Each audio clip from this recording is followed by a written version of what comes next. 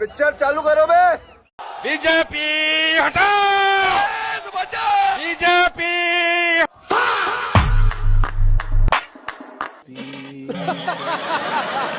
बंगाल के नए chief minister बने हैं शुवेंदु अधिकारी और देश के इतिहास में ये पहले ऐसे चीफ मिनिस्टर हैं जिनको बकायदा वीडियो पर पकड़ा गया है रिश्वत लेते हुए। मजाक नहीं कर रहा दोस्तों, इनका एक्चुअली में एक वीडियो मौजूद है। स्टिंग ऑपरेशन किया गया था जहां पर ये पैसे लेते हुए पकड़े गए और इस वीडियो को बीजेपी ने खुद अपने यूट्यूब चैनल पर अपलोड किया था। आइए देखते हैं, मजा आएगा। 5 लाख रुपीस।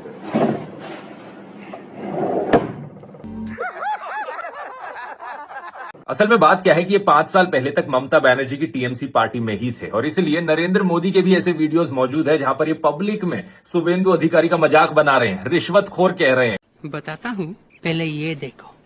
कैमरा के सामने, टीवी कैमरा के सामने कितना लाए हो? अच्छा, लाओ लाओ। और ऐसे कुर्ते में रख देते हैं। टीवी पे देखा कि नहीं देखा आपने? और चेहरा कितना भोला भाला था, ऐसा लगता था ये तो रोज की आदत वाले लगते हैं। आगे की कहानी वही है जो पूरे देश में हो रही है। ईडी सीबीआई ने शुवेंदु अधिकारी पर रेड करी, इन्हें खतरा था कि ये जेल चले जाएंगे तो इन्होंने पार्टी बदल ली, बीजेपी में शामिल हो गए। उसके बाद सारे केसेस को रफा दफा कर दिया गया। बीजेपी ने यूट्यूब चैनल से ये वीडियो डिलीट कर लिया और नरेंद्र मोदी ने अपनी बातों को थूक कर चाट लिया। Oh my God. By the way, Assam के चीफ मिनिस्टर हिमंता बिस्वा शर्मा की भी यही कहानी है। पहले वो कांग्रेस में थे, सीबीआई ने उन पर रेड करी, शारदा चिट फंड स्कैम का आरोप लगाया गया। ये आर्टिकल देखो अगस्त 2014 का, और कुछ ही महीने बाद पार्टी बदलकर वो बीजेपी ज्वाइन कर लेते हैं और सारे केसेस भुला दिए जाते हैं। जिसका कारण नरेंद्र मोदी है। पूरे देश में डेमोक्रेसी का मजाक बनाकर रख दिया। मैं तो कहता हूं जितने भी गुंडे, क्रिमिनल, बदमाश घूम रहे हैं भाई, सब जाके बीजेपी ज्वाइन कर लो, इससे अच्छा मौका नहीं मिलने वाला। अरे दाऊद इब्राहिम भाई, तू भी बीजेपी ज्वाइन कर ले, अंधभक्त तुझे भी अपना नया पापा बना लेंगे। मैं मोदी जी और उनकी सरकार को कहना चाहता हूं कि कांग्रेस पार्टी का एक एक सांसद और कार्यकर्ता न कभी झुका है। अच्छा, हमारे गर्दन कट जाए लेकिन हम झुकेंगे नहीं।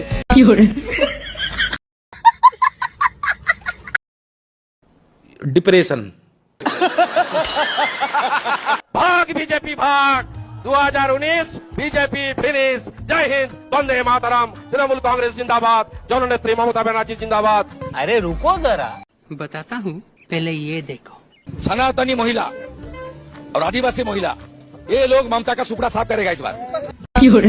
भाई अभी बदल है। मैं तो कहा कि मेरी राजनीति में लालू यादव जी का अत्याचार नहीं होता तो मैं बिहार का मुख्यमंत्री नहीं बन पाता। अच्छा। नरेंद्र मोदी फेंको है। कमल कभी उगेगा भी नहीं। यही नहीं, अभी और सुनिए। और लिबरल लोगों ने हमारा पूरा एकेडमिक वॉल में इन्फ्लिक्ट कर लिया, पूरा सिस्टम में इन्फ्लिक्ट कर लिया। अभी बदल है भाई। हम तो खोल के हिंदू का राजनीति करता हूँ भाई, उसमें क्या प्रॉब्लम है? वाह क्या सीन है, वाह क्या सीन है। बीजेपी हटाओ, बीजेपी हटाओ, बीजेपी हटाओ।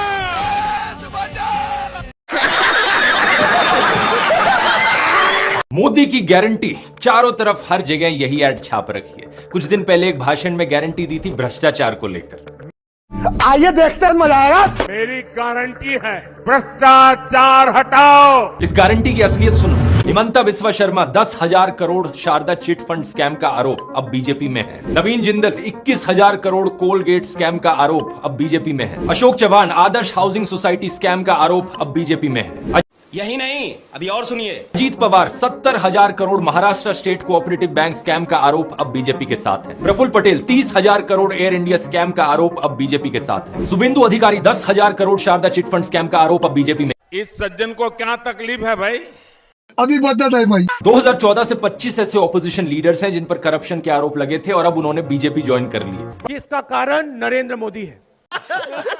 बड़े बड़े भ्रष्टाचारी आज सलाखों के पीछे हैं। सच बात यह है कि सारे भ्रष्टाचारी आज के दिन बीजेपी के अंदर है और जो नेता सलाखों के पीछे हैं वो तो वो लोग हैं जिन्होंने बीजेपी ज्वाइन करने से इनकार कर दिया। क्या बात है सर, क्या बात है सर, क्या बात, ये बात है। उल्टा हो रहा है भारत में। देखेंगे तो अभी ये को कहानी बताते हैं, आप सुनिए, बहुत मजा आएगा। आइए देखते हैं, मजा आएगा। ये है आनंद सिंह जी, ये कर्नाटक के हैं। आनंद सिंह जी यहाँ पर बड़ी खतरनाक काम हुआ। ये पेड़ और काट उठ के पूरा जंगले साफ कर दिए। स्मगलिंग खनन ओनन करके इनको भयंकर मुकदमा चालू हुआ। पेड़ और साफ करने में पुष्पा से तगड़ा आदमी है, ये पूरा जंगल का जंगल साफ कर देता है। इसके ऊपर जब केस हुआ तो ये आनंद सिंह जो थे ना, ये भाई साहब कांग्रेस का था। ये कांग्रेस छोड़ के बीजेपी ज्वाइन कर लिया। कांग्रेस छोड़कर बीजेपी ज्वाइन कर लिया। अब मजेदार बात सुनिए, बीजेपी ज्वाइन किया ना तो इसको फॉरेस्ट मिनिस्टर बना दिया गया। अरे सत्रह वो जंगल काट रहा था, उसको फॉरेस्ट मिनिस्टर बना दिया। अरे यार बनाना था तो कुछ और बनाते यार। पूरा जंगल काटने का एक्सपर्ट है। इससे पूछा गया कौन मंत्रालय चाहिए आपको? कहा महाराज हम तो पुष्पा हैं, जंगल काटने का एक्सपर्ट, हमको आप फॉरेस्ट मिनिस्टर बताइए। अभी तो ये 3 जिला के काट रहे थे, पूरा राज्य का काट देंगे। ये मोदी है, भ्रष्टाचारियों को सजा दे करके रहेगा। आपकी औकात बता रहा हूँ सर, बुरा नहीं मानना सर। वॉशिंग मशीन को जान लीजिए। असम के सीएम हेमंता बिश्व शर्मा 2014 में शारदा चिटफंड घोटाले में सीबीआई ने छापेमारी की थी, लेकिन 2015 में बीजेपी में शामिल होने के बाद मामला आगे नहीं बढ़ा। शुभेंदु अधिकारी शारदा चिटफंड घोटाले में आरोपी टीएमसी से बीजेपी में शामिल होने के बाद गिरफ्तारी रुक गई। राज्यसभा सांसद प्रफुल्ल पटेल 3000 करोड़ रुपए के विमान घोटाले के आरोपी बीजेपी गठबंधन में शामिल होने के बाद सीबीआई ने क्लोजर रिपोर्ट दाखिल कर दी। यही नहीं, अभी और सुनिए। अशोक चव्हाण आदर्श हाउसिंग सोसाइटी घोटाले के आरोपी कांग्रेस से बीजेपी में शामिल होने के बाद राज्यसभा सांसद बने और उसके बाद जांच रुक गई। इसका कारण नरेंद्र मोदी है। हमारे देश में कभी भी भ्रष्टाचार में पकड़े गए लोग या किसी को आरोप भी लगा तो लोग 100 कदम दूर रहते थे। अच्छा, आजकल तो भ्रष्ट लोगों को कंधे पे बिठा करके नाचने की फैशन हो गई है। इसलिए मैं मानता हूं आप जैसे मीडिया का काम है कि लोगों से पूछे भाई बताइए, छोटे लोग जेल जाने के या मगरमच्छ जलने चाहिए? पूछो ना जरा पब्लिक को क्या ओपिनियन है, ओपिनियन बनाइए आप लोग। क्या बयान दिया है आपने भाई, वाह वाह वाह। कि ये बीजेपी की एजेंट है कि इस दुनिया में इतना पैसा नहीं है जो कि स्वाति मालीवाल को खरीद ले, क्योंकि अगर बिकना ही था तो पहले ही बिक जाते। मैं अभी मेंबर ऑफ पार्लियामेंट हूँ, ऐसा कोई भी पार्टी मुझे क्या दे देगी जो कि मैं बिक जाऊं? अभी बदत है भाई, अभी बदत है। क्या बीजेपी ज्वाइन कर लेंगे? सर मैं तो बीजेपी ज्वाइन नहीं कर रही, मैं तो आम आदमी पार्टी में हूँ। ज्वाइन करोगे? मैं बिल्कुल बीजेपी नहीं ज्वाइन कर रही। क्योंकि लोग ये डिप्रेशन मान के बैठे हैं कि स्वाति मालीवाल जैसे ही इलेक्शन कैंपेन खत्म होगा, अभी केजरीवाल को डेड करना है, इसके बाद सीधे बीजेपी के पास चली जाएंगी। जो आरोप आप लोग लगाते थे, जैसे बहुत सारे पॉलिटिशियन भी गए बीजेपी में, स्वाति मालीवाल भी बीजेपी का एक मुखौटा है जिसको बीजेपी इस्तेमाल कर रही है। ये आरोप आप पर लग रहा है? सर ये आरोप भी तो आम आदमी पार्टी के लीडर्स और मिनिस्टर्स ही तो लगा रहे हैं। अच्छा, वो क्या कह रहे हैं? वो ये कहते हैं, आतिशी जी जो मंत्री हैं, सौरभ भारद्वाज जी जो मंत्री हैं, ये लोग हंस हंस के रोज टीवी पे आए और इन्होंने बार बार एक ही बात कही कि ये बीजेपी की एजेंट है। अच्छा। भारतीय जनता पार्टी एक ऐसी वॉशिंग मशीन है अच्छा, जो बिना डिटर्जेंट पाउडर के ही दमदार सफाई देती है। एक बात तो सही है। एक तरफ से कथाकथित भ्रष्टाचारी डालो और दूसरी तरफ से क्लीन चिट निकलती है। ये बीजेपी आज एक वॉशिंग मशीन बन गई है। बधाई हो दोस्तों, वेस्ट बंगाल में अच्छे दिन आ गए हैं।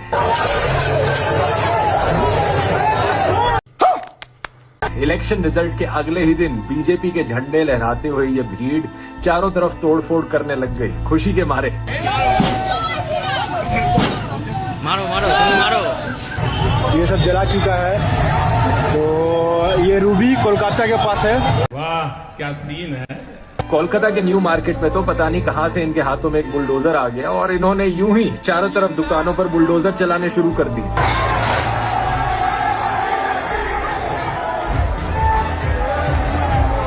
उसका कारण नरेंद्र मोदी है। सरकार बनी नहीं है, लेकिन नामों की अदला बदली अभी से ही करनी शुरू कर दी है।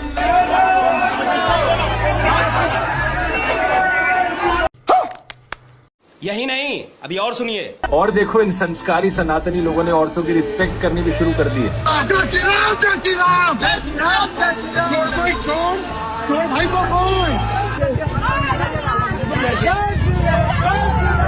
तुम्हें शर्म है? कुछ शर्म आया है? नहीं। ये सब तो छोड़ो, बच्चे भी इस सेलिब्रेशन में शामिल हो गए।